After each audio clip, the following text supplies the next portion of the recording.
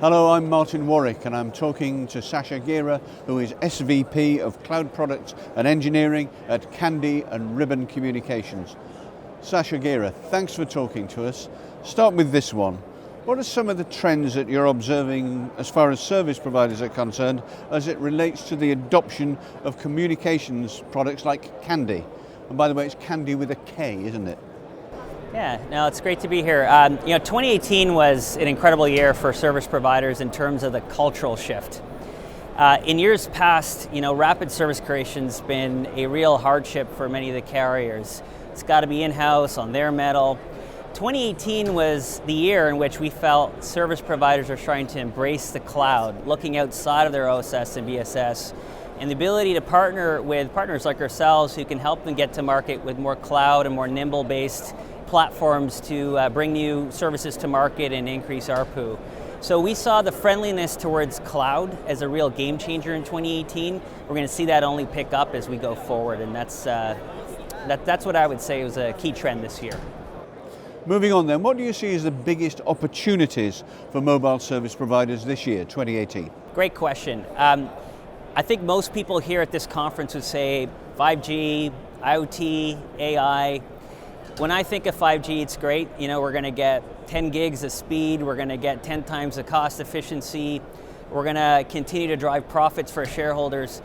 But I actually don't see that as the opportunity. I think that's a necessity.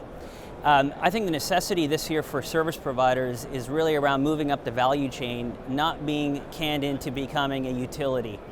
And I think the opportunity this year is for carriers to recognize that this is a moment in time where it's not just about the bigger throughput, the better cost efficiency, but to change the games, to acknowledge the fact that the over-the-tops are eating their lunch, and really think about how do we bring new value-added services and how do we move up the value chain.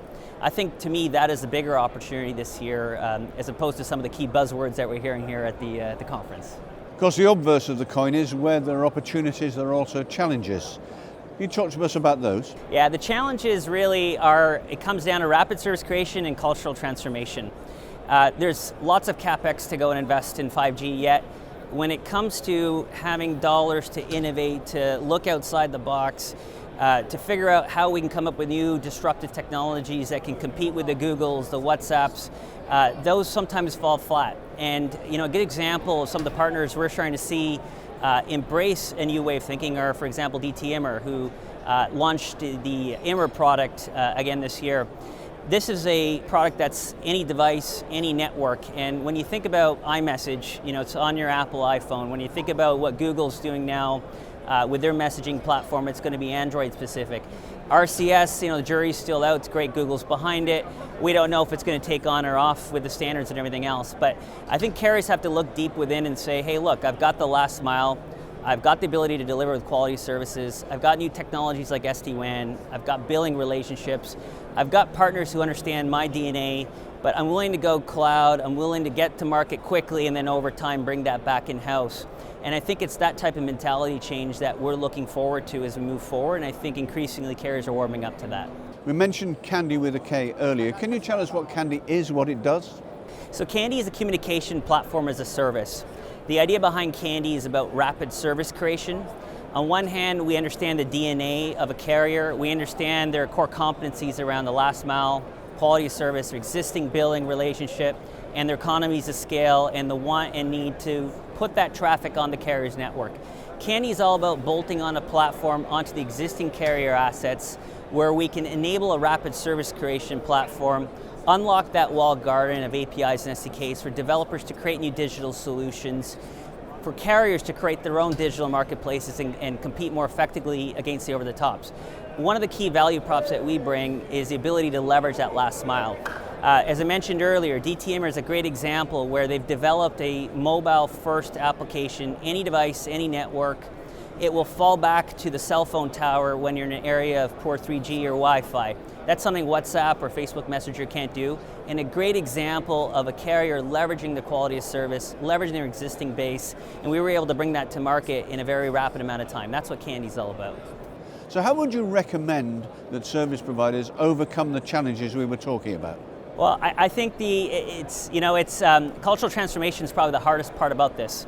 And what we're seeing is marketing and innovation arms for many of our customers are likely the ones who are going to kind of get to market quicker, try new things, cloud-based platforms, communication platform as a service, get to market relatively risk-free, with a quicker time to market, and then convince their friends over across the halls, their engineering and operations buddies, saying, hey, look what we've been able to do, let's bring this in-house and think differently.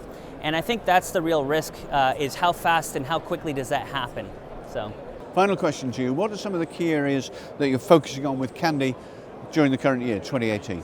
So Kandy this year is going to be focused on strengthening our CPaaS, or API and SDK capability. We also recognize that when it comes to APIs and SDKs, especially from the enterprise perspective, not all the developers are quite there yet. We have a need for prepackaged solutions or programmable clients as a solution.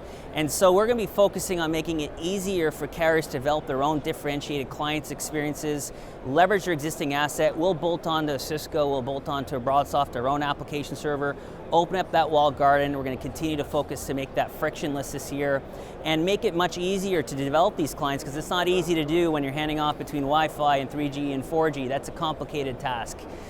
One other area in the business side of the house, not so much the consumer, what we're finding is many enterprise employees are bombarded by real-time communications, different messaging services, swivel chair. We're looking to solve that problem with what we call our single pane of glass. The ability to, with common APIs and SDKs, broker those messaging services into a single pane of glass, securitize that, and really bring a differentiated client experiences to employees at the enterprise level. And that's going to be a key focus for us this year as we focus a little bit more on the financial vertical as well. Sacha Gera, thank you very much. All right, pleasure being here.